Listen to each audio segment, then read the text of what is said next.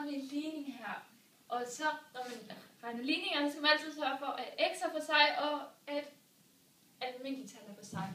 Så her der skriver vi 7x lige med, fordi lige med skal altid være lige med b, så er det meget mere nemt at regne.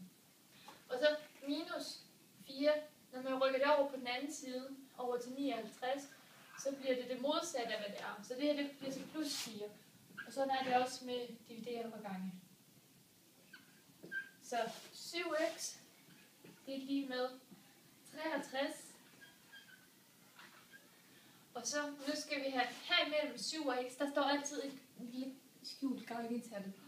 Og så siger vi x lige med, nu skal vi have 7 over.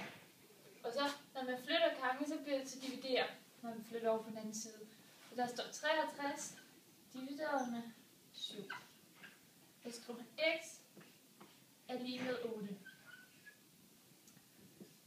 Så det er ikke svaret. Og så kan man bagefter prøve at putte det ind her, så man siger 7 gange 8 minus 4, det giver 59.